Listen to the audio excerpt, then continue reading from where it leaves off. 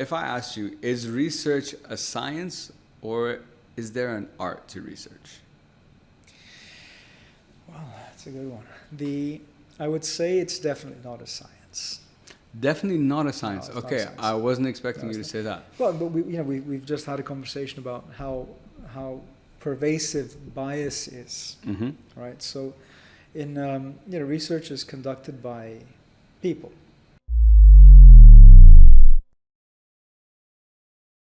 Hey guys, welcome to Hope It Helps, and my guest on the show today is Dr. Stephen Scalet. Dr. Stephen, welcome to the show. Thank you for that warm welcome. But the first thing I'd like to clarify, I'm not a doctor. Okay. Embarrassingly, Okay. That's what I heard the guy saying. You so heard I'm that like, at the office. No, I'm like, I want to be respectful in how you address that's someone. just, I have to correct that. This is on record, right? Yeah, Normally, I kind you of... let it. Fair enough. It's just, maybe an emeritus type thing. I've been Sure. around a long time, and they Sure. say, well, let's call this guy a doctor and make him happy. But I'm not a doctor now. Okay. Either way, Stephen then.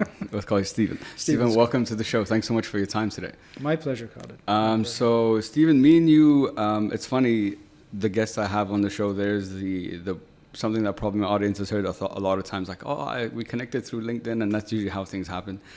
It's rare that I have guests through the people that I've met through like the work I'm doing and so on. And me and you met quite a few weeks back at Trends.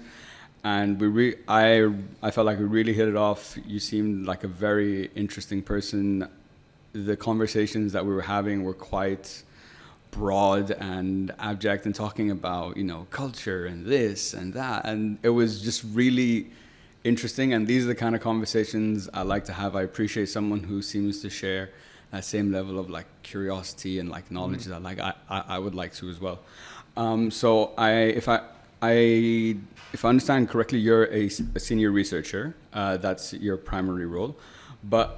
And what I wanted to focus on today is to dive into just the field of research. It's a topic that I've never touched on before. And as I was preparing the questions, there was so many things. I'm like, I'd love to know about that. And how does this apply here? So having someone who's an expert like you on the show would really, I think, shed a new perspective on the field of research and research in general. But before we get into everything, Stephen, why don't you give all of us a little bit of background about yourself, and we'll take it from there.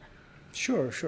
Well, Khaled, it was indeed a pleasure meeting you last time. And, one part of my background that we didn't get round to, covering in on that occasion is that, like you, I've been around a long time in the Middle East. Okay, so that's why I was asking you these interesting questions, because I knew the questions. I've been down that road myself. Sure. So I've been here almost 20 years. Yeah. Oh wow, 20 years. I think it's going to be 20 years. Wow. Sometime this year. I was originally working in Vienna. Prior to that, in Geneva at the World Trade Organization. Then in Vienna at the UN. And I was hired. I got a call from Abu Dhabi, interestingly enough, to join a research center associated with it was kind of quasi-governmental at that time, and so I was more than happy to leave the freezing Vienna winter. It gets really cold. I can imagine. When the wind turns from it literally it blows from Siberia, and you have to get dressed up with thermal underwear, just to go to the office. Yeah. Terrible. So I was more than happy to accept that offer to come to Abu Dhabi. So then, since then, it's been research, and just to qualify the kind of research we do, it's think tank research. It's not formally part of the academy, so not a university. It's not part of industry per se, and it's a think tank, right? I've always worked in think tanks, which is very, we'll get to that in a minute. It's kind of specific in terms of the research. So I did that for a number of years, again in Abu Dhabi, and then I moved to another place to actually implement policy for some years, energy projects, across the board in energy, very interesting times. After which I moved to Dubai to work again for the governmental authorities at the Emirates National Oil Company as the head of economics. So that was, oh wow, okay. It was a corporate job. Yeah. But also research, different kind of research, market forecasts. Interesting. The forecasts were never right. Who would predict oil would bounce the way it has? Oh, it's very hard. I mean, Yeah. predicting oil prices and refined fuels prices, gas prices, it's really hard. Although we had pretty much the best resources available, among the best in the world, but we still never nailed it, or maybe we did once or twice. And you spent a lot of time explaining to your boss, the CFO, well, this is the forecast. Well, why is it? Well, it's complicated. Yeah. So, but it was great. I mean, knowing, developed a lot of in-depth knowledge about the energy sector. So after that, it was, Abu Dhabi called again my old friends from whom I've known for many, many years, to join the Trends Research think tank, and I've been there for the past year and a half. Okay, so first of all, starting, I wanted to get into something that you touched on that I didn't even know that there was a difference. So you said you've been working more in think tank research, and I didn't know that there's a difference between, for example, industry research, think tank research, and let's say academic research at a university. In my mind, research is research. It's just you do it in different places, but it's the same thing. So clearly there's a difference. And is the difference, so could you tell us, first of all, a little bit more about those differences? And is the core of those differences the objectives of those institutions in terms of the research they're trying to do? Mm-hmm.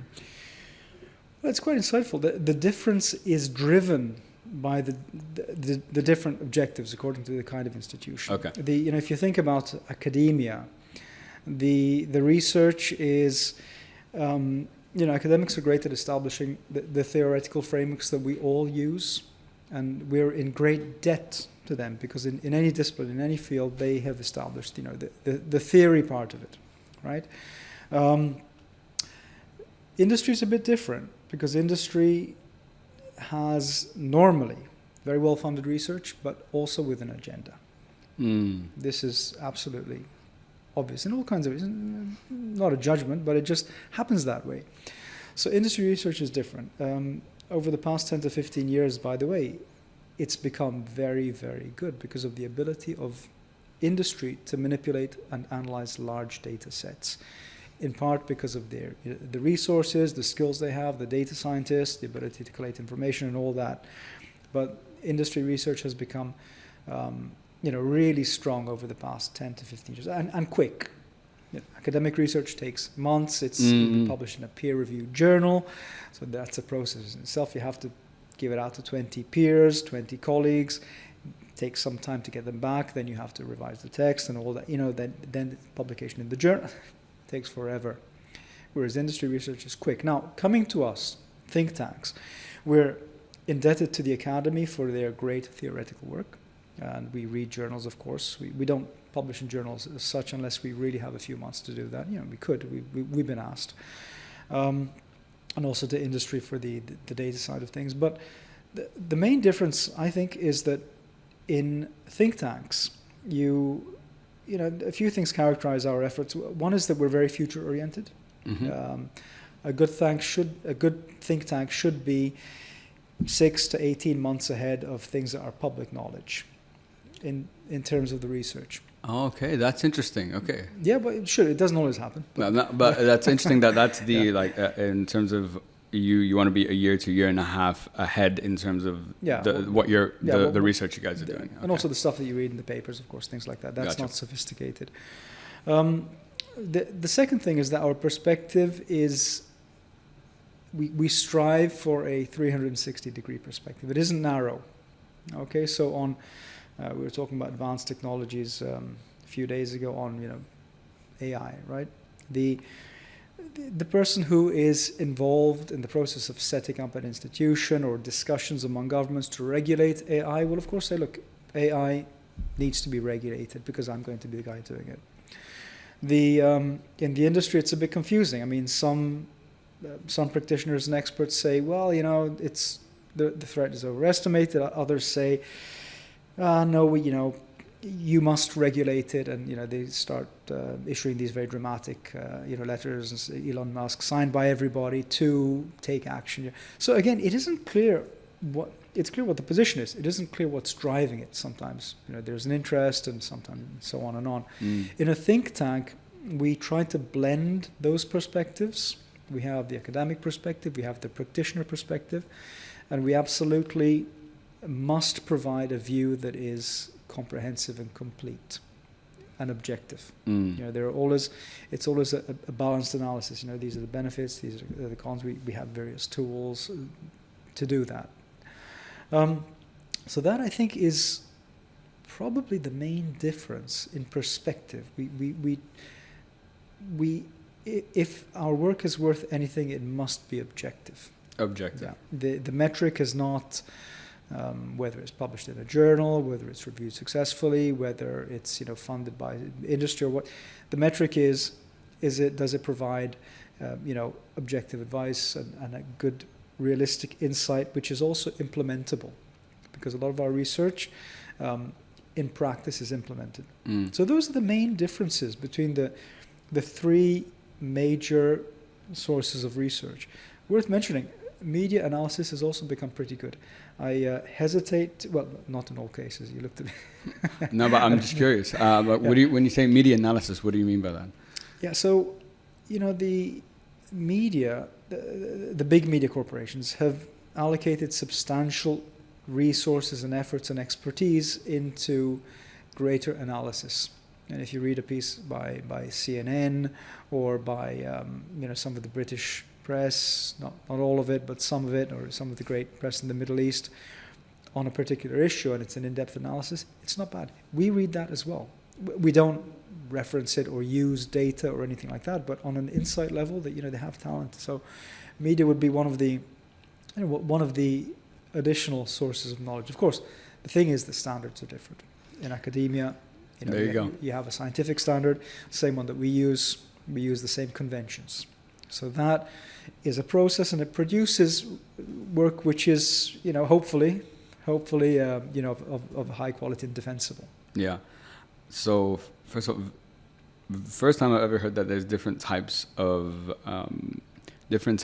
research, and depending on the industry or the vertical, it comes with its own pros and cons. So if I've understood correctly, academia is quite theoretical, very thorough, and it takes it has to go through significant revisions for it to be published in a peer-reviewed journal, for it to be considered as legitimate, research. Then you have industry, which you touched on, and when you were saying industry, and in terms of the speed and strength of it, which I probably agree now compared to more than ever. But when I think of that, the first thing that's going to my head and you said the keyword there, agenda, I'm thinking of pharmaceutical companies and the medical field. And I've worked in that field for a year.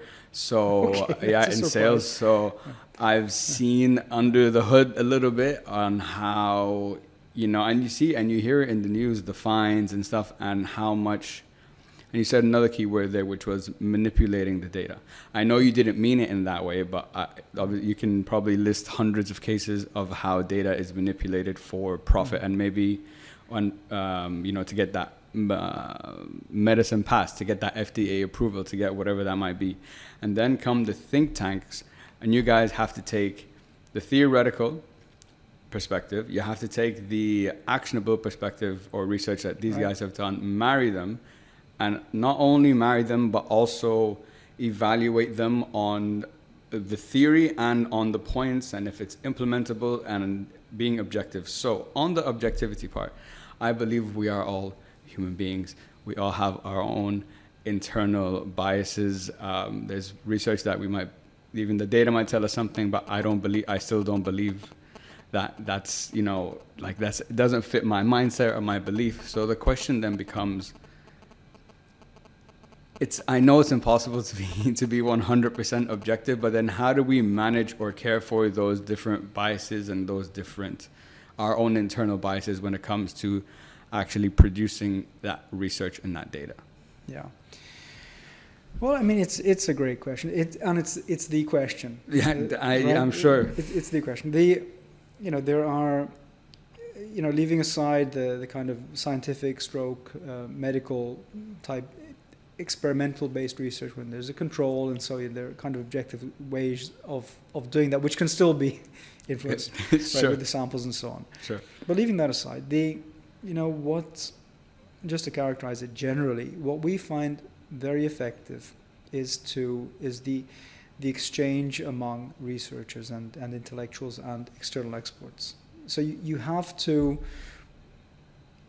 put yourself in the conditions to have a real discussion once there's a draft, and it's kind of informal peer review, premised on, in any case, a collegial and academic spirit, a spirit of wanting the best possible product, and also being open to challenge and criticism and hearing other views. I mean, it's really a must. I find that the very good researchers are open to that, because it enhances the final integrity of the product, which is, of course, what everybody wants.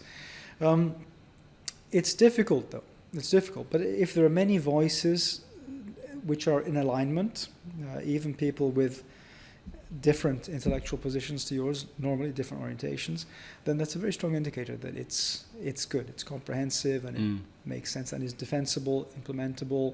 If you present it to a policymaker for implementation, it can be successfully implemented because it has integrity. And it has integrity because it's been widely consulted and sometimes picked apart, put back together, but it has that strength to endure over time. Okay. And it has, so if I've understood correctly, it has to, whether for or against, it has to be challenged or dissected enough by different groups of researchers globally to come to a consensus, whether it's for or against, and depending where most of the similarities are in terms of, seems that, let's say 70% are pro, 30% are against, then that gives your research a good standing for it to be considered, legitimate, unbiased, and as objective as possible. The reason I ask is because I've been listening to a couple of podcasts recently, and there's a guy called Graham Hancock. I don't know if you're familiar with him. So he's a British journalist, but his mission is to uncover the history of human civilization. Wow. And there's actually a show on Netflix called Ancient Apocalypse, and he takes you around the world, visits all these different places, speaks to all these experts. And what's interesting is what he talks about is, and how it fits into the field of research. He's like, archaeologists all say that there could have never possibly been humans, let's say, in this place before 1500 BC or whatever the number is. And then he'll go to those places and speak to experts, especially when it comes to like the pyramids and in different places in the world. And, based on history, based on, where was the planet like in the Ice Age, based on so many different factors, it's impossible that the archaeologists are all right based, because this information disproves that no, they were actually here 3,000 years before when they say they are. So, and that's what I'm talking about when it comes to biases. His perspective is, I'm sure the archaeologists would say the same way otherwise, is if they are forced to accept this, it will completely rip apart the foundations of themselves and the discipline, and as archaeologists. And so that's why when it came to the objectivity question I wanted to ask you, I was thinking about that and how there can be so much new potential information that disproves what we collectively believe as this piece of research. And if there's too much resistance, then what if the other side is right? How do you then what happens? And that's what I find interesting, because what you said, you should be open to be challenged and to be, criticized and stuff, because that's your field, that's your job. So when you don't do that, and when you accept that no, it's impossible, it couldn't be, and you believe this data is not correct, it kind of creates that line that we're never going to get to a new phase if we don't actually take a look and actually see what's going on here. Yeah, I mean, this is the problem of very static fields. I wasn't aware about archaeology in particular, but there are many fields. I mean, I guess two arguments. One is the individual, right? The individual, and in my experience, ego is the enemy here. Typically, someone who has a special experience, and Buddhism is very good with this, to suppress the ego, being very, very highly educated. You see professors that's another way that they just see something for what it is, right? It's very rare. I mean, it's just very hard. Hardly anybody. I mean, it's a very, very difficult thing. So that's one thing. The individual feels the challenge. The other thing is, of course, more complicated on a system level. That you have a university, they have their system of we were talking about peer reviews, right? Peer reviews, and then then the people who reviewed it, you acknowledge them as well, and everyone's citations go. It's a system without criticism. It's just the way that they do things. But of course, because it's a system that is embedded and works and has its own conventions and its own interests, it's it's going to remain static. It cannot easily accept external challenges, even if they're right challenges. So it's a complicated matter, but I mean you can get around it with process. You force a process, a new process. I've done that a few times in my career. It's never been easy. I can imagine. Yeah, because there's only so much disruption that you can pass through a system before you break it, collapses, right? So you have to be careful with the level of disruption, right? You just can't pass too much through a system and still call it the same system. So that's one, and it takes time, and inevitably, if the reasons are good reasons and it's well thought out, then over time people will align with that new vision, new way of doing things. But it's honestly, it's always funny how sometimes you've seen how many people have won Nobel Prizes 50 years after they published their research, and they're no longer with us. And just to show you the time lag it took for everyone to be like, oh, they were right, but that doesn't. I'm gone now. Okay, I got a Nobel Prize, but what does it do for me now? And I think that's one of the biggest issues. So when you look at research, because I know research is, I think, the intersection between, data and science and information. Yeah. But if I ask you, is research a science, or is there an art to research? Well, that's a good one. I would say it's definitely not a science. Definitely not a science. No, okay, science. I wasn't expecting you to say that. Well, but we've just had a conversation about how pervasive bias is, right? So, in research is conducted by people, right? I mean, outside of the mathematical sciences, physics, that is a different situation, because you can, bias is obvious. The results are binary. It's obvious. But research, I mean, we were talking about how medical research, we read has been manipulated, and then there have been fines and then investigations, all kinds of stuff, and it kind of happens all the time. So I wouldn't categorize it as a science, because a science is something very lofty. Science is something very objective, very pure. Research, I also said we use the scientific method. That's exactly, and that's why I thought, I'm like, does it fall under science or research if I'm using the scientific method? And we do. But it isn't the whole story. When you have research models, okay. We're also talking about forecasting. There's a model for forecasts, right? The way a model works is that there are inputs, and there are, to make it simple, assumptions. Okay, so in any model will have 10 or 15 assumptions, some of them more.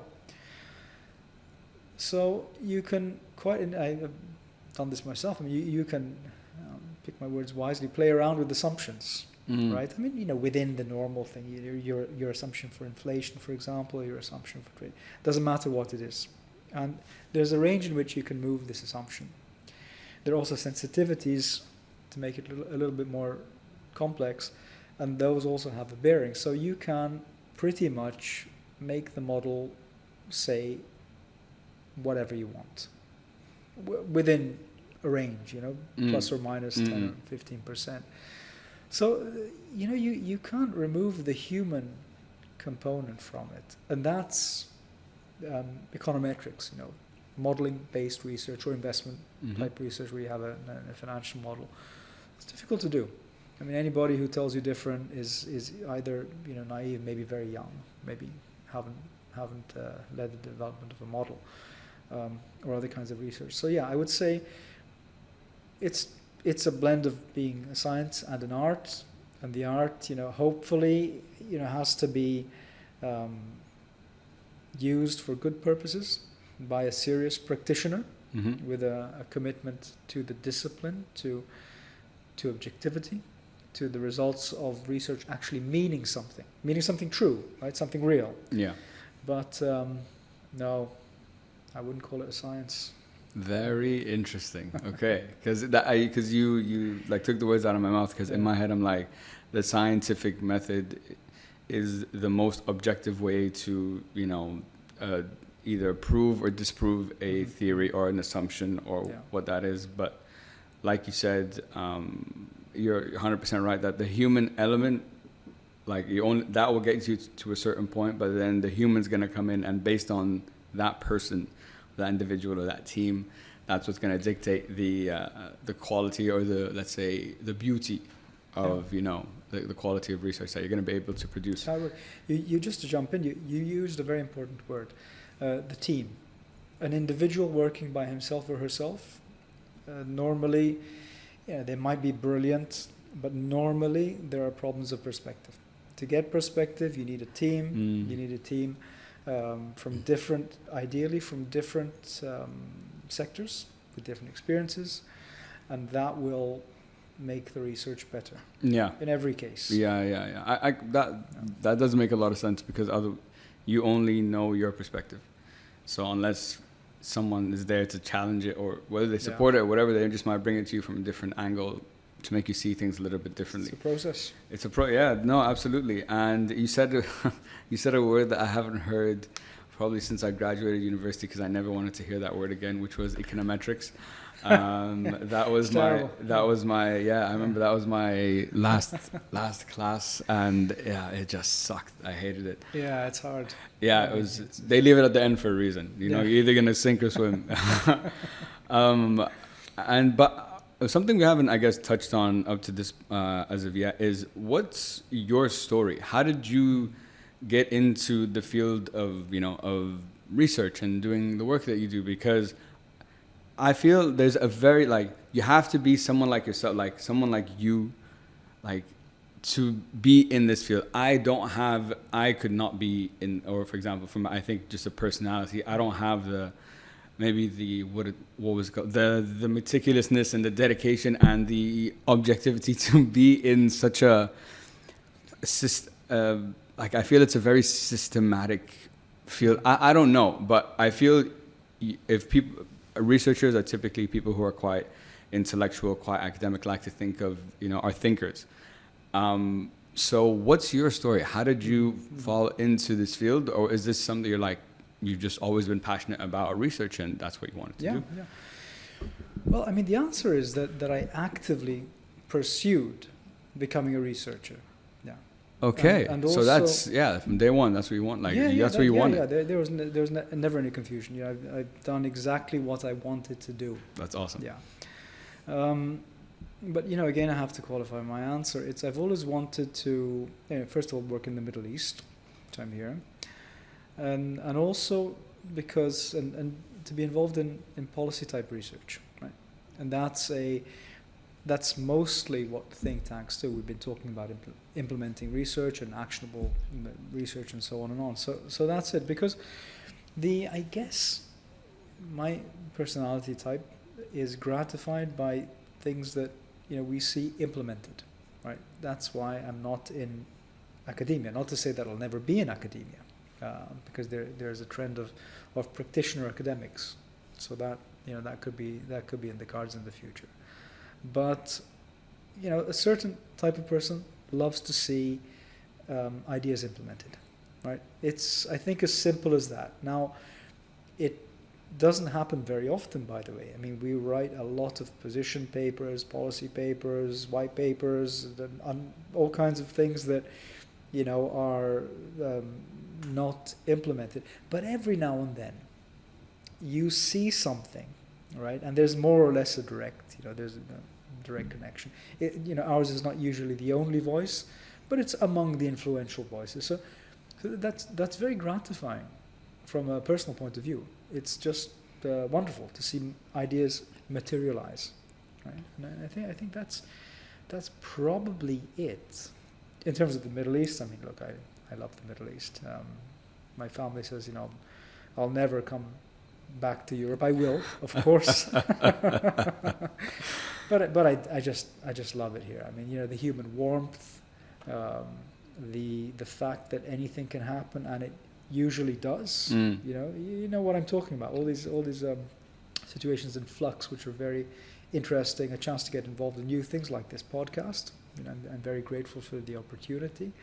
And so that's why geographically I'm here, and in career terms, I do what I do. Yeah. But that's it's. I've never met many researchers in my life, but I've never met someone who just has loved it and wanted to do it from day one. So the fact that you are being able to do the thing that you love is amazing, because not many people get to do that. So happy for you for that. Yeah, it's quite good. But what you said is you like seeing ideas implemented, and you mentioned that policy research was something that interested you as well. And I think extrapolating on that it must be incredibly gratifying to produce work that is going to actually have real life impact on, you know, policy and change. This is going to affect people's lives, and positive policy and positive change, hopefully. Hopefully, yes. That's what we all hope for. But that is a very gratifying, you know. I can imagine that's a very, very gratifying feeling. Yeah. It's a great thing. But also, I think that must teach you so much about, like, you'd have to become incredibly mentally resilient, because to produce those, let's say out of, I don't know the percentages, but let's say out of... It's low. Well, let's say out of 10 papers and white papers and this, one went through. Not even one. Really? Is it that? Okay, so... See, and that would be, I would find that quite challenging, you know, to be that mentally resilient. Like, for example, when I was working in sales, you develop a different type of resilience, which is emotional resilience. You don't care about anything and anyone anymore, because you've been sweared at like 1,000 times. So, you know, that's it. You just become like, all right, okay, it's fine.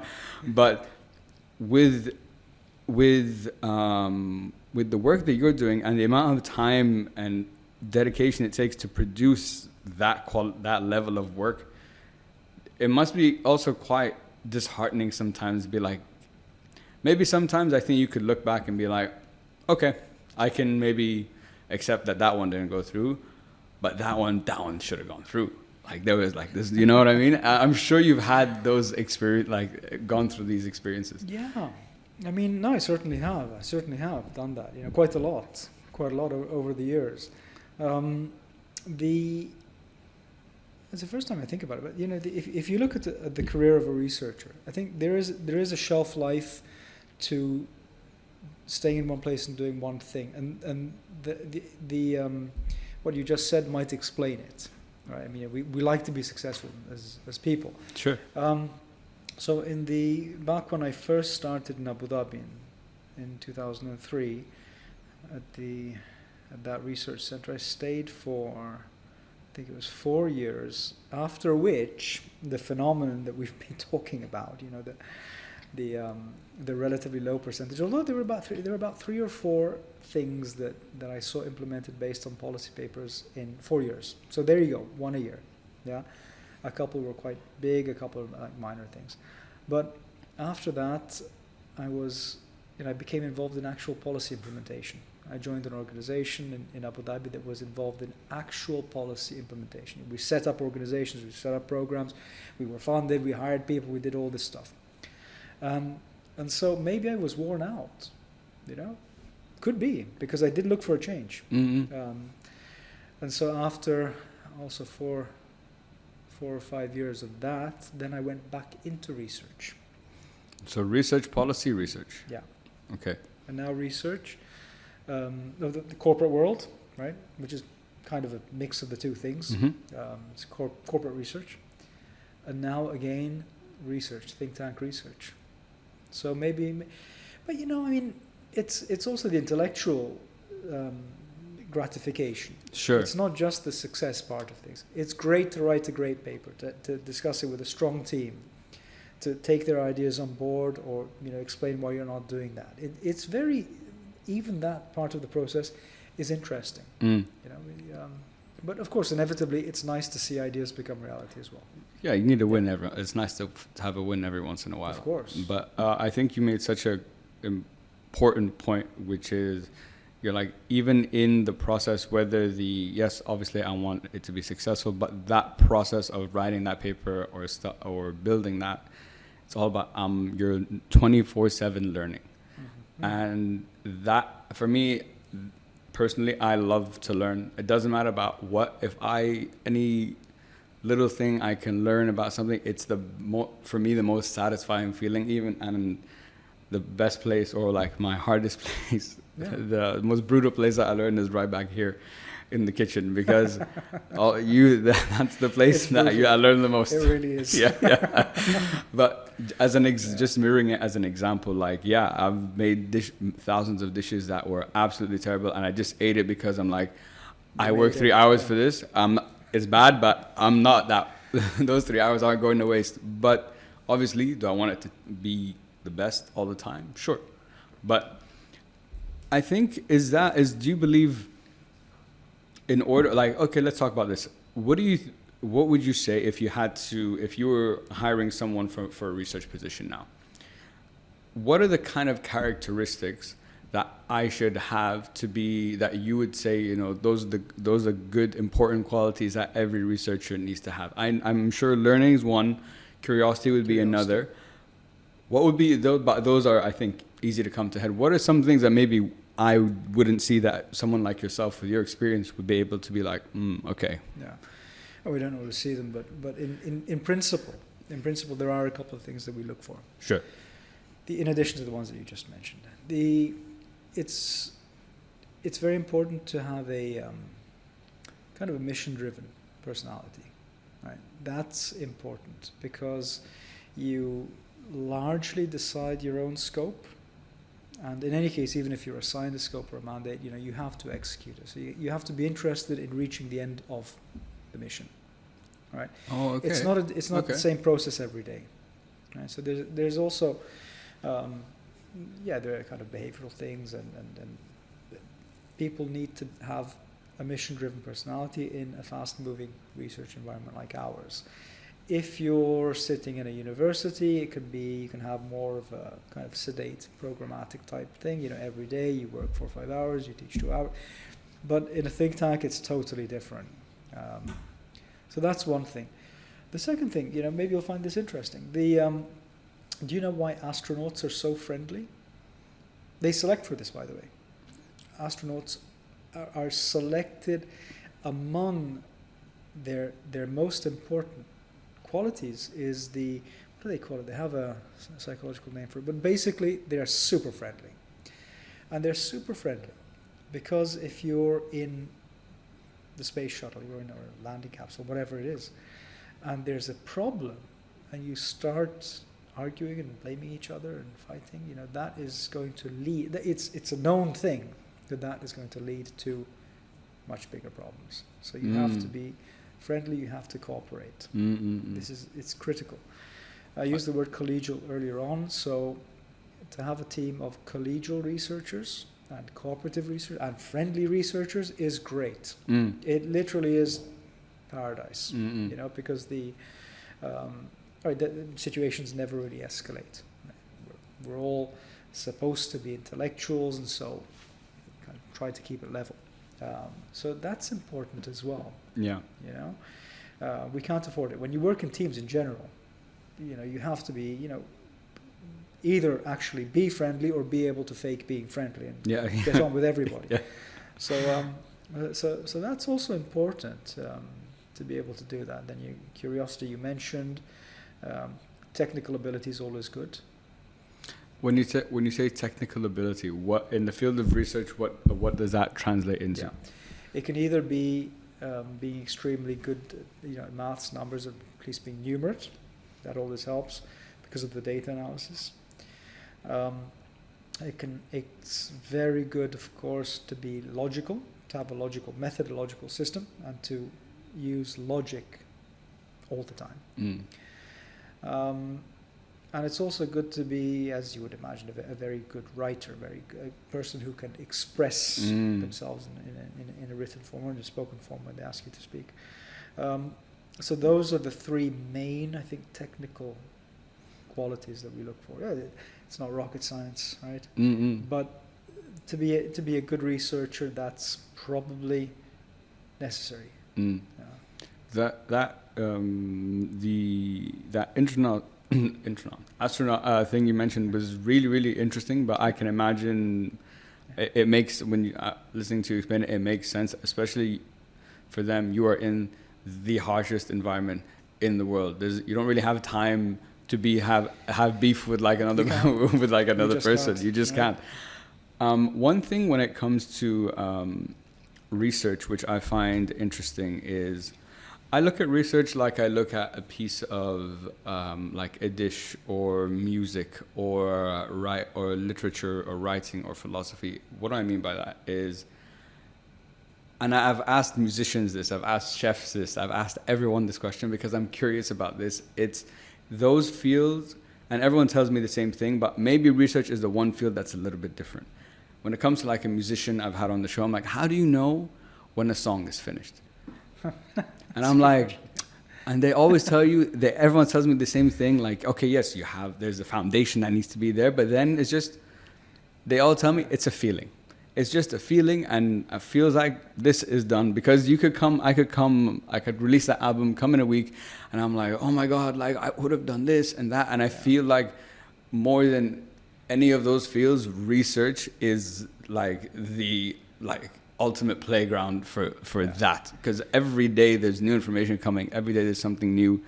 So is it a feeling when it comes to research? Because I feel like it can't just be a feeling. If you leave it up to feelings, you'll never be done. You'll never be done. Huh? This is it's almost always an externally imposed thing.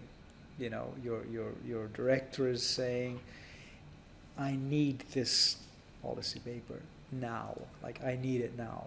Or the publisher saying, I need the manuscript now. Because it's, or you just feel so embarrassed by being so delayed that you would, auto-impose it on yourself to actually fit it. You're very sheepish. I wrote this last night. I finally finished and my email draft, it was full of apologies. Then I said, right, too many apologies, take some out. But it was still apologetic, and with cause, because it was very late. So, yeah, I mean, like I guess the others, where you look for perfection, right? You look for perfection, but it's a rabbit hole. If you go down that path, you need to be pragmatic. At some stage, this has to get finished now, right? People want it, or you just need to finish it. Yeah. So them now build. So okay, I understand the time. The time pressure is going to be that that fire under your ass. That's going to be like, all right, even if I don't think it feels like it's done, whatever, I think there could be more, but this is it as of July 10, 2023. As of now, this is what it is.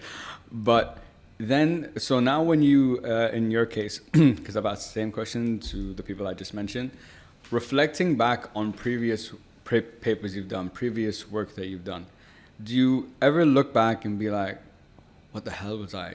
How the hell did I write that? What was this? How did I use that outdated process compared to like now what I would do? Or do you look at it as based on that time, that knowledge, that expertise, that maybe technological capability, I can live with that?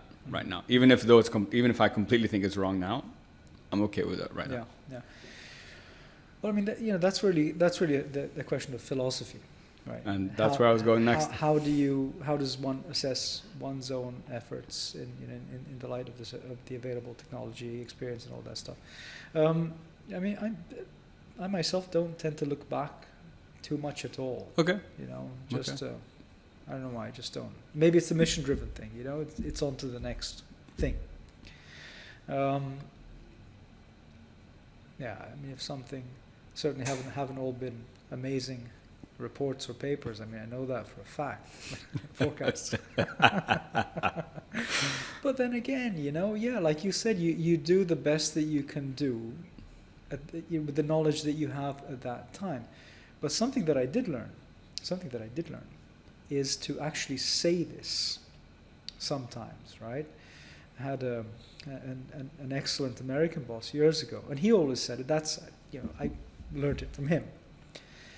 And when he'd make a decision or submit something, a paper, a report, he'd say, "Look, absent any new information, we believe this is a correct analysis. Absent," and he'd always caveat, "absent any new information," right? Or unless it's something I don't know. It was always about information, right? A blind spot. I don't know something, which is very wise when you think about it, right? Absent something new coming up, this is it, right? So you protect yourself. Yeah.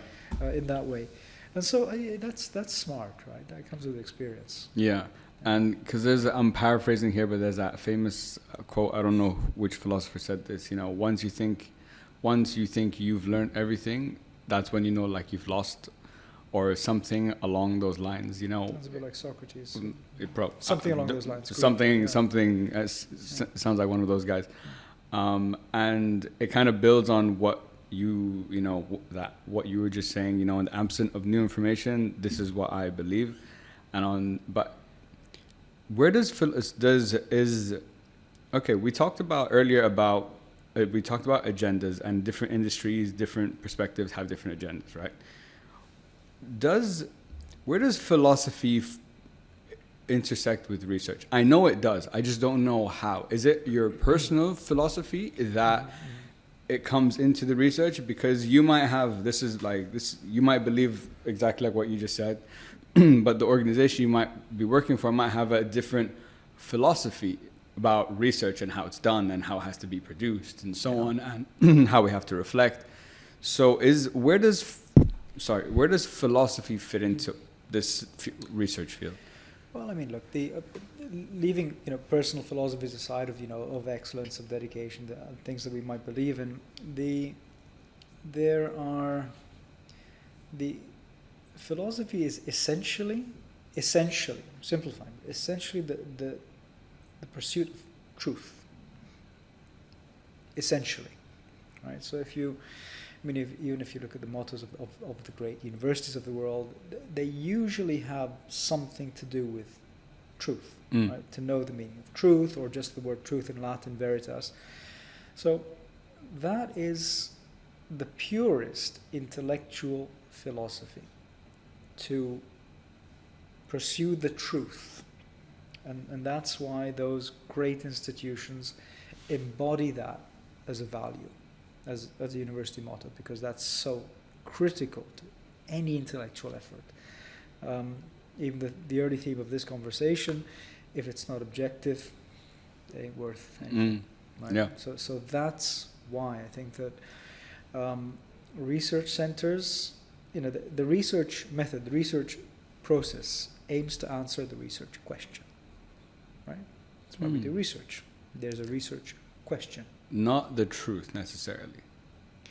Well, the answer, like any answer, ought to be true. True. It ought to be the truth, or close to the truth, or open about why it's not the truth. But it should. That's what the ultimate objective should be.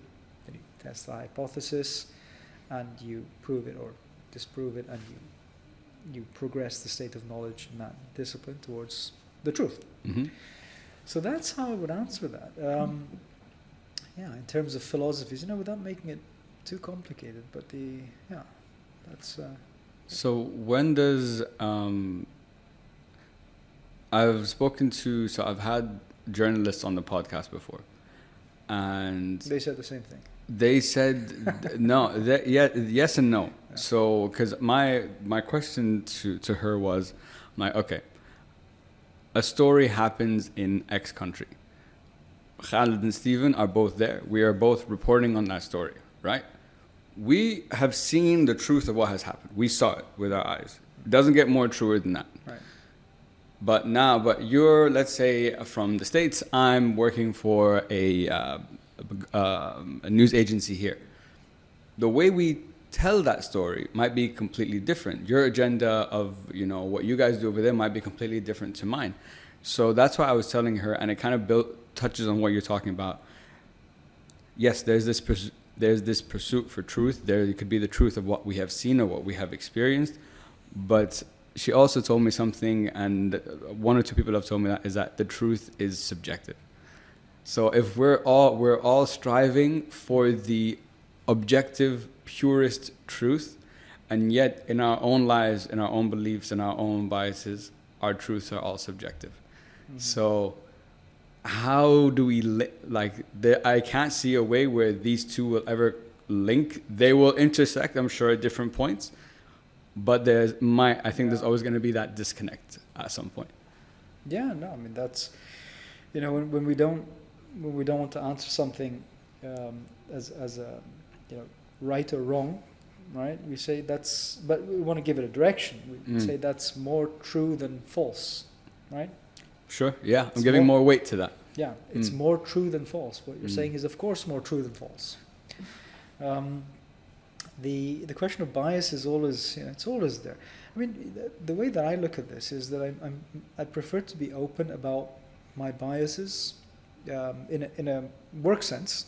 If there's I can't go into too much detail here, but if there is in the past, for example, like years and years ago, if there was some matter about not so much defense, but some kind of a security type situation in a policy sense. Mm-hmm. Right? Yeah.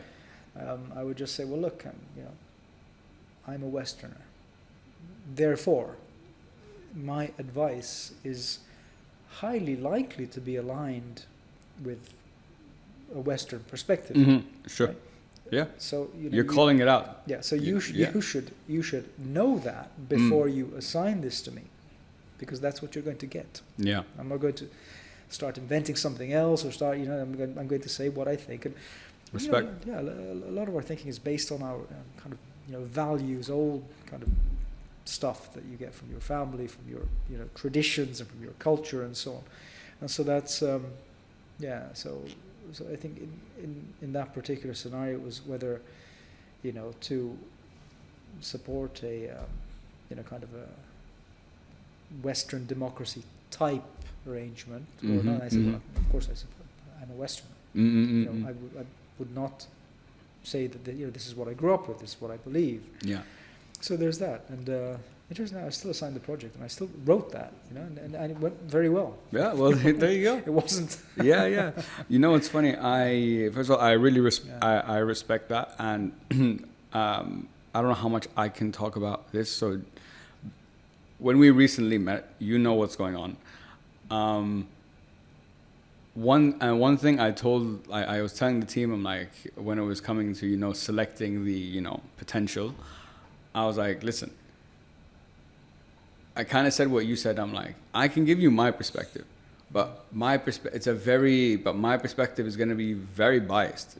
Yes, there's certain things I'll be judging on or basing it on, but for example, me and you had a great connection on many different levels. But you could bring someone else who's just as nice, but we don't have that chemistry. Yeah, there's gonna be a bias there. So I told him this is what I think, but it's not my word's not final, But this is my based on my experience and what I've seen. This is my recommendation. So I understand. I think calling it out is the most it's I think I don't know what the word is. Honorable? Is that the honorable? Yeah, Is that the word I'm looking for? I think so. Yeah. I mean, that's like, I don't know. I'm just trying to be honest about it. Yeah, You know, like I facts. think so. No, but I mean, you're right, Khaled. Evidence against interest, right, is very rare, right? When you say, for example, in the office, there may be someone that you just don't like. Well, right? yeah, there you go. Happens all the time. But every now and then, that person makes a great point. And so I think that, in that situation, to actually say, well, it's a great point. It's the meeting of the minds, of the ideas. Forget about the other stuff. Yeah. That's very rare. And that's also a form of,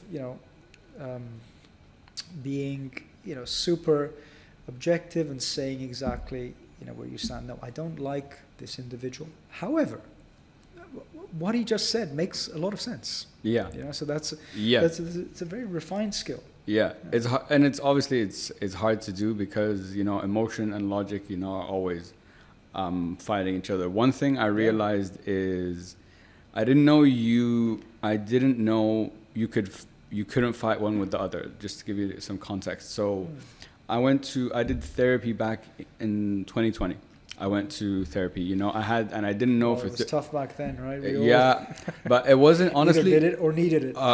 It was on my mind for years, and I think 2020 was just the catalyst for it, because I had to figure out. I'm like, what's going on? I believe that we can all fix ourselves, but that doesn't mean. And I was operating on that for a couple of years, but you get to a point you're like, I can't. My perspective is limited. I need someone else to come in and show me something else because I've exhausted all my resources. But what I learned in that experience is I could feel literally exactly what you said. I could feel a certain way about you, about a person, but logically I understand the pros, I can understand the cons, but that doesn't change how I'm feeling. And I could never understand why. I'm like, I can see both sides. Why do I still feel like this or negative? And my therapist taught me something that really stuck with me. He's like, you're trying to fight emotions with logic and vice versa. It doesn't work. It doesn't work. You're trying to, fix, round peg in a square hole. Like that's what you're trying to do right now. And it was very insightful to me to understand that you could be logical and emotional, and you have to approach them in different ways. And when it comes to research, and when we're talking about emotions, we're talking about all these types of things. We've talked about the biases, we've talked about the objectivity. Obviously, we haven't spoken about the bedrock of what research is based on, which is, without this we can't do research, which is data.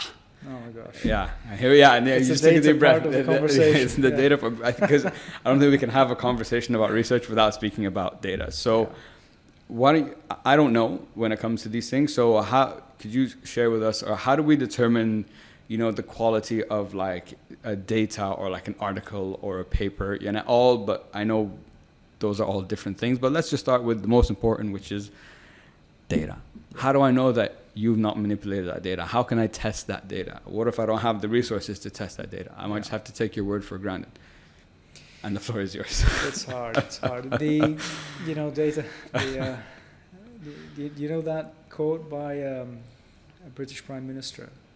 Goes back away. Benjamin Disraeli. He said there are lies, damned lies, and statistics. Right. So that's a great quote. Yeah. So in that order. That's a great quote. So when I say this to our statisticians, they don't like it very much. They just don't like it. That's fair. Yes. So, look, I mean, it's hard.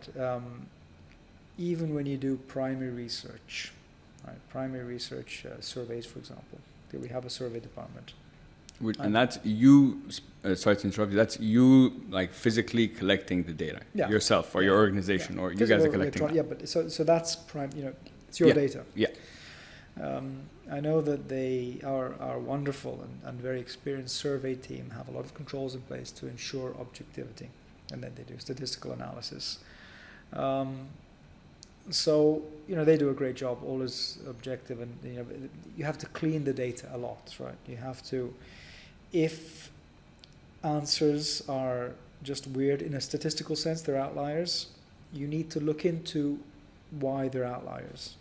You might go back to the questionnaire. You might physically want to see it, check the answer, maybe even speak with the person, have a focus group, do something, right? So there are all these controls and processes to ensure that the data is accurate and complete and is not in any way manipulated, right? Either by the people answering or by the other teams involved. So it's the statistical part. This is where statistics comes in, is very important for that, and also the experience. Now, having said all that, you know, I mean, I can vouch for my colleagues because I've known some of them for a very long time, so I can vouch for them. But in general, where primary data is involved, you know, you need lots of controls, processes around the entire data collection effort, then cleaning the data, then the statistical analysis, if it's going to be worth anything. And you need to look at anomalies and explain them or rationalize them and understand them. So it's hard. You need skill, you need resources, which is why corporations are great at this. International organizations are also increasingly good at this. If you've been to a UN website recently, World Bank, IMF, they're amazing with data. But you know, even they have their scandals, right? The way the data is reported by the countries and by the and then, you know, they had a problem with some index some time ago, right? There was some kind of an economic index or ease of doing business index. They cancelled it. They found that some countries had been trying to get around the normal process, whatever that process was, to influence their standing in the index, which is, you know, again, I guess, I hesitate to say understandable, but it's a human instinct, right? Sure. So, and that's, you know, the IMF and the World Bank. And they couldn't control it. And there was a scandal, they closed the whole thing, the index. So the answer is, as the answer has been throughout this podcast, it's difficult. You've just got to try to do the best you can, use process, rely on bona fide experts and expertise with, you know, long track records and all that stuff. But yeah, and as you know, if the data's wrong, then the research is garbage useless. In, garbage out. Yeah, there you go. That's why it's so important. That's why you asked the question. Yeah, that's why I was curious. You should have asked it at the beginning. Yeah, maybe I should have. But on the so I know in everything we've talked about today, the questions I have, I'm trying to get an objective answer. I know I can't, but I want to hear, like how close can we get, you know, or like how far are we, you know? Either way, I don't mind. In your career though, now you've been a researcher for over, you know, 20, 25 years. Could you, I'm sure by now you probably have built up, because you've been doing it for so long and in different ways and in different formats, you built up a foundation of knowledge and skills that could you now, maybe not, again, not perfectly, but if I came and I showed you, I'm like, here, Stephen, here's 2 different sets of data. Which one do you think is bullshit? Could you look at it now and be like, I can quickly probably discern, like, yeah, I think that one. Well, maybe not quickly. Maybe not quickly. It takes a while. That's fine. Okay, remove the quickly part, but you could get to that. But yeah, I could probably see. I mean, because I've worked a lot with numbers, and so you learn to discern patterns, to understand classifications. If numbers have been cooked, especially if they've been badly cooked, it's obvious. Really? Yeah, it's obvious. I've seen that. Yeah, because some person has taken the Excel and like changed the number, and you can detect human interference, right? Because it's unless it's extremely well done, you can see that, you know, everything is like a 2, right, or a point. The decimal is more or less the same. You can see that they've tried to maybe change it a bit. Interesting. So yeah, I mean, a statistician can do that much better than I can, because he would look at numbers all the time, statistics all the time. There are also various tools that can be used, and but you know, that's not such a big problem anymore. It used to be, when you don't have traditions of proper, you know, data completeness, accuracy. of course, people are scared of being found out. Right? Nobody Yeah. wants to be the person Yeah, who's, yeah. you know, it's a horrible thing. You start changing the numbers. And I feel in Yeah. your field as a researcher, if you're found out, I think Oh, yeah. compared to like a CEO maybe who's embezzled money, yeah, you Yeah. might not get hired, whatever. But I think in such a Yeah. academic-based field, that Yeah. your work Strict is your sanctions, credit. yeah. That's your badge. Yeah. If that badge is removed, nothing you produce again is going to Anything be. like that, the data manipulation, plagiarism, Mm-mm. anything like that is fatal Yeah, to yeah, your career as a researcher. exactly. Yeah.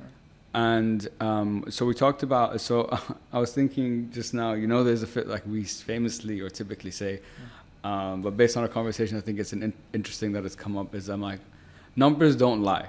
But based on our conversation, well, there you go. There you go. So is it numbers don't lie, but people do, or like what is it? You know, I'm just trying to think. Well, again, there are standards and processes are the solution. You know, that's how you get around it. Yeah. Standards, processes, and the old audit principle to have many people involved. You know, 4 eyes, 6 eyes, like that. That will get rid of 90% of the egregious stuff if it's there to begin with. But it's a good practice to be careful with numbers and data.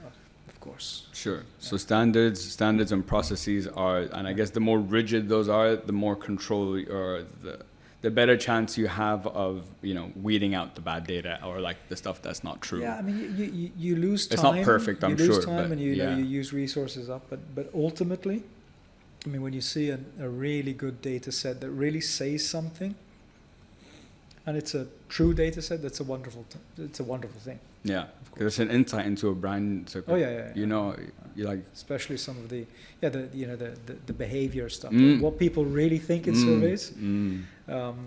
That's great. It's very insightful, often different to what one imagines they would think. But like, wow, they really think that. It's incredible. Well, there you go. Yeah, so that's that's really insightful. So moving, you touched on it at the beginning of our conversation or before we started recording, and I think this is the perfect time to bring it into the conversation, which is obviously I can't not have a conversation today without talking about this, which is technology and AI.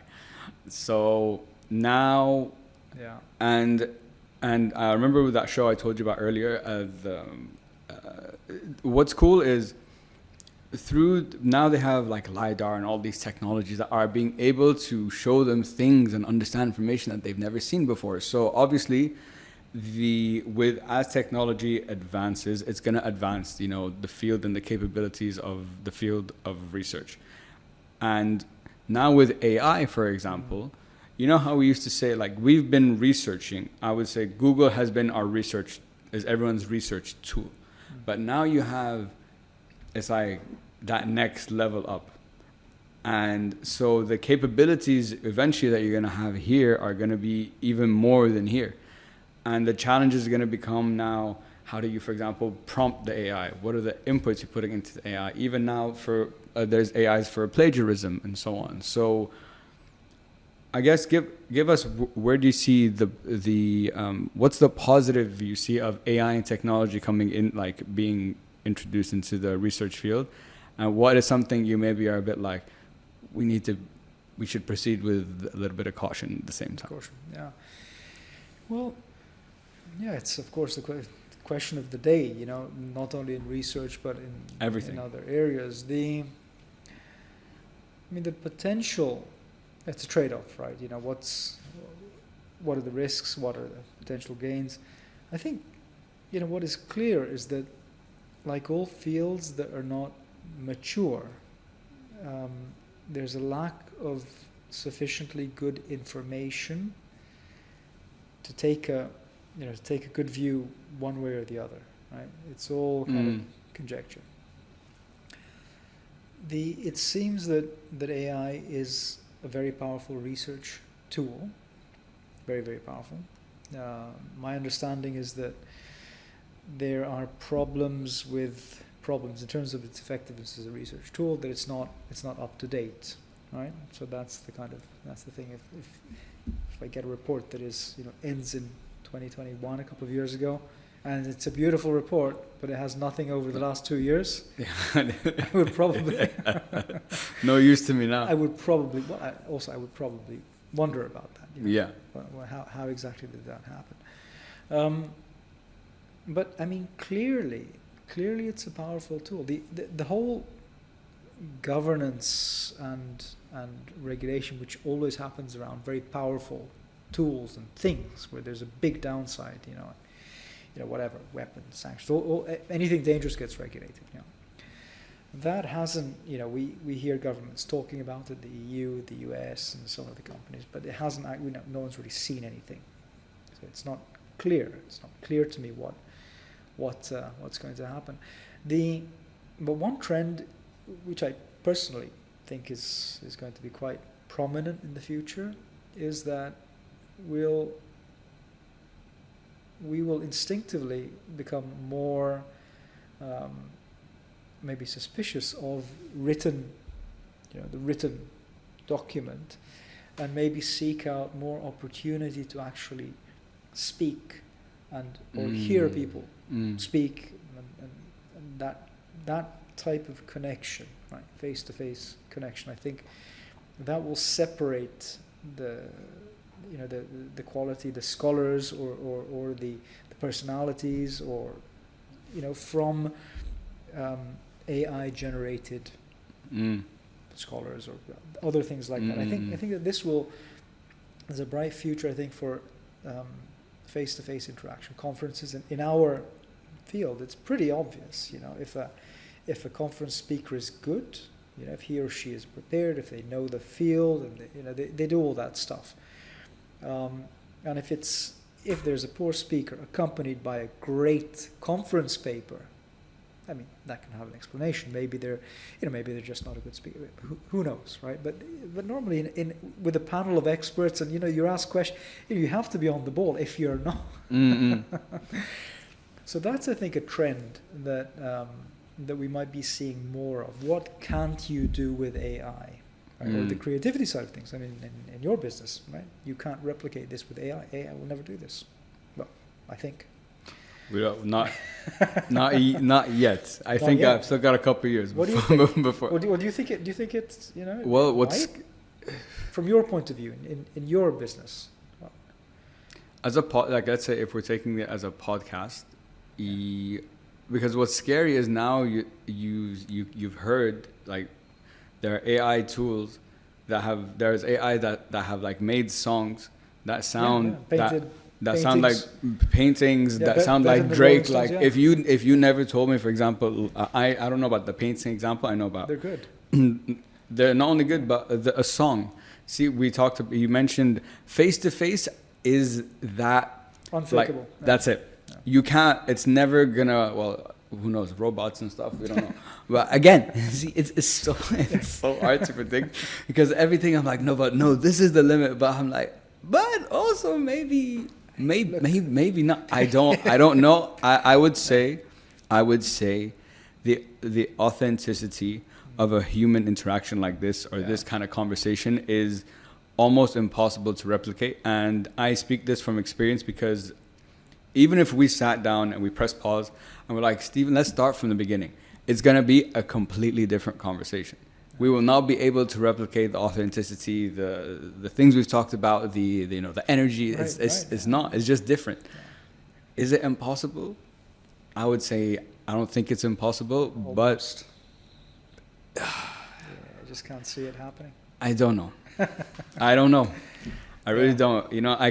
It wouldn't surprise me if it didn't get to that stage.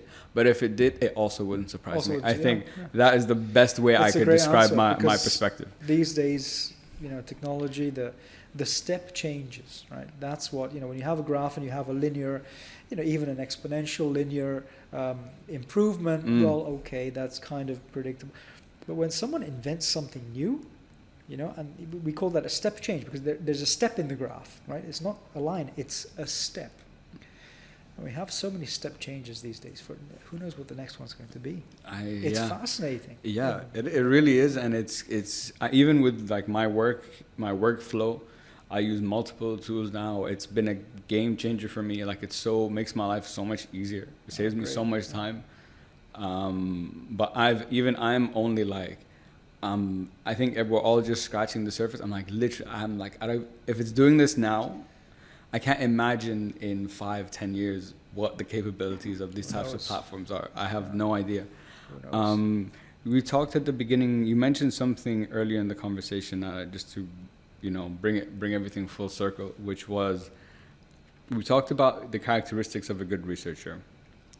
And you said they have to be mission driven. So, and the essence of research and philosophy, our essence is we're trying to find the truth. So I have a mission, and I want to find the truth about a specific thing, or a specific area, or a specific field. So my question then becomes, so what is that for you, Stephen? Well, it's a deep one. It's a deep one. The mission to find the truth. Well, look, we look a lot at trends. And inevitably, there's a focus on things that we think might be, good or the worst things for society, and more broadly even for countries and regions.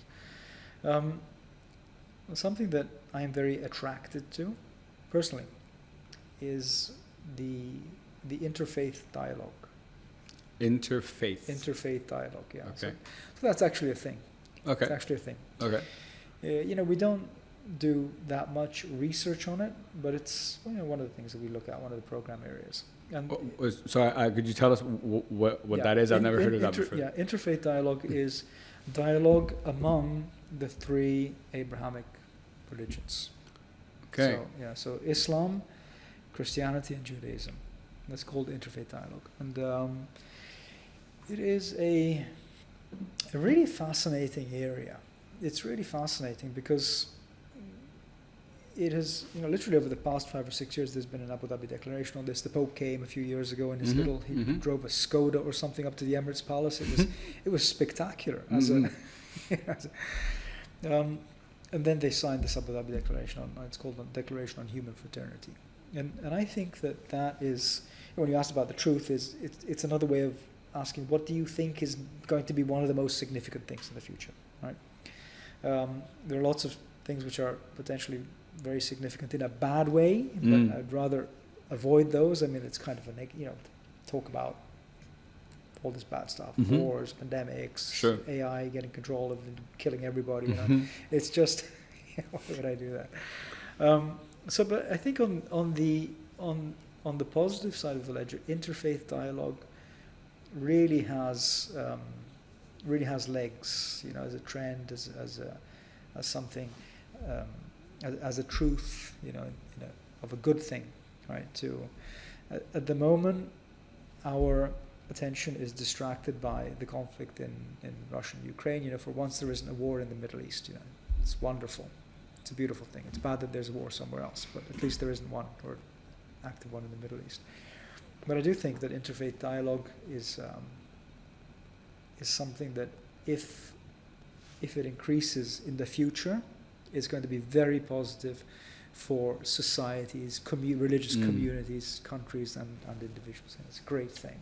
It's a great thing. That's I've never heard. So when you say it's a thing, I've never heard that before. So when you say interfaith dialogue, and it's a trend that's building, is what you mean by that now? People how do I explain this? The increase in the trend, that trend building, when you say interfaith dialogue, is that me and you sitting down and like, okay, Stephen, I'm a Muslim, for example, you're a Christian, all right, let's sit down and let's talk about the differences, about this, what you believe, what I believe. Is that what you, That's what it. it is? Oh, okay. That's it, the interfaith. Okay. It's, Interesting. It's understanding the other two religions. Gotcha. Right? Gotcha. The other two religions. And the, imams do this a lot. Mm-hmm. The scholarly ones, the rabbis, of course, do this. Yeah. And also our, Christian members of the church at certain levels are also very interested in this. But it's more than just religious figures. It's more than that. It's really about communities coexisting peacefully, productively, and everybody just having a wonderful life. This has happened in history. Yeah, it's happened in history. It has a lot to do, as you can imagine, with tolerance, right? Yeah. Wherever there's been tolerance historically, in the south of Spain from the 11th until the 13th, 14th centuries, there was a great civilizational momentum. Arts, culture, the economy, everything worked well. And when there's been a lack of tolerance, in Europe in the Middle Ages, the horrible things that we did with the Inquisition and all the other bad things that form an unfortunate part of European history, when there's been a lack of tolerance, then that has been a disaster and has ruined the next 2 or 3 centuries until things. It's a seesaw. Yeah, it's a seesaw. That famous saying, history. Yeah. Do you believe that famous saying that history repeats itself? Is the complete saying history repeats itself for those who don't know history? Is it something along those lines? Oh, I don't know. I just know history like that, or maybe my phrasing is incomplete. The history of history shows that it indeed does. It does repeat itself. There's peace, there's war, there's peace, there's war. We just never learn, do we? Never. The human condition. Yeah, that really is the human condition. Yeah. Stephen, I just have 2 more questions for you. These are questions that I ask all my guests. So first of all, looking back at your career or your life, either personally or professionally, when I ask you the question, what are you most proud of for yourself? What would you say? In a career sense? Yeah, okay. So I think that the answer now is different to the answer had you asked me that we met 10, 15 or 20 years ago. 20 years ago you would have been a kid, so that wouldn't have been. Yeah, just a little bit. But the thing that I think makes me happiest, is that the question? Most proud, right? Proud, happy. Has nothing to do with the work. The work, you do something, you get, it's a success or not a success. If it's a success, you're proud and you feel happy, but that's a very superficial thing, in my opinion. And over time, it becomes more superficial. When you're in your 20s, 30s, it's all about that, right? But really, what I remember with a certain pride is when there's been a positive kind of a mentorship or an effect on it's usually a junior colleague, sometimes a colleague, the same kind of same position, same age, but typically the younger mind is more plastic, can be formed, and so when you set an example, and hopefully it's a good example, and then you see that person adopt that, and they become a little bit like that, and it's good for them, and it's good for the organization, and the community, whatever, then that's very gratifying. That's a good thing. And it's a clear thing. I can't say it's happened all that much, but a handful of times it has. And I'm still in touch with those people, and we have very good memories of the time that we worked together, and they remember me apparently with fondness, and so that makes me happy, and I see they're successful in what they're doing. So that's not of course because of but the whole thing, right? The whole cake. So I think that's it. Most at the end of the day, it's about connection. Sure. Right? At the end of the day, it's about connection. There's a if you give me a minute, there's something. There's a study reported in the BBC years ago, but it always stuck with me. I always remembered this. Somebody got into their heads to ask people in an old people's home, in a hospice, literally receiving end-of-life care, right? So they were, it's a terrible thing. They were about to die, and they're being interviewed by researchers. They asked them, what do you regret most? And an amazing percentage said, well, I regret most that, I didn't connect more. Mm. That was their regret. It wasn't, I wish I had made more money, I wish I had worked less. They said, I wish I had connected more. So I think the older you get, the more you... The more, yeah, that I think so. No, but I 100% echo what you're talking about. And it's funny, who was I speaking to recently? I think me and my wife were sitting the other day, and I was telling her recently I've been having, like, with the work I'm doing, it feels like, yeah, I'm a consultant and we have a job to do, and yeah, but it feels there is an educational aspect to it. I need to teach you about this world. Right. I can see that in the office. But it's a very satisfying feeling. Yeah. I love that. A guest I had on a podcast, he's like, Khaled, when you teach someone something, he's like, it's like magic. It's not like something you're giving them. It's through the things you're saying, your mind, you're creating this magical, beautiful connection. Yeah, I've seen this when you were using the whiteboard. Right, I love. Yeah, I'm a whiteboard. It was wonderful. I'm a whiteboard guy. I saw how their minds somehow opened, and towards the right. Yeah, that's my favorite feeling in the world. That's why I do this podcast, and that's why it's not in a particular field. Like, I don't focus just on this, on that. I want to speak to everyone about anything, because I have these eureka, open mind moments all the time. So it's like, selfishly, I'm like, yes, again, I love it. But I really resonate with what you're talking about, that feeling of, that you played a part in someone's life and had a positive impact on them, helped change their perspective, change whatever something. That's a beautiful feeling, and that's exactly why I do my podcast. That's what I'm trying to do. That's why it's called Hope It Helps. I'm like, if you listen to this, maybe you took something away. Great. If you didn't, also, that's okay too. That's why there's the hope in that. I'm not saying it's definitely going to help, but I hope it does. And Stephen, for my last question, what is the message that you'd like everyone to take home with them today? Well, this isn't the first time I've been asked this question. I shouldn't have said that. I should have just answered the question. But anyway, so my answer then and my answer now is the same. I think that today there's a lack of optimism, right? Generally, which is unsurprising. I mean, pick up any newspaper, any website, and it's just terrible news, horrible, depressing. It is. It really is. So I think to avoid that building up, in someone's psychology, it's important to I'll change my message slightly. Do things that make you optimistic, right? Not just be optimistic, that's too abstract, but try to do things to make you optimistic, and maybe connect more with people. That's also, if the BBC was right, and I think they probably were. Yeah. I would say they were. It is the one thing that is probably going to make us happier, connect more, become optimistic about things, and hope that helps. No, there you go. That definitely helps me. So I work. Me too.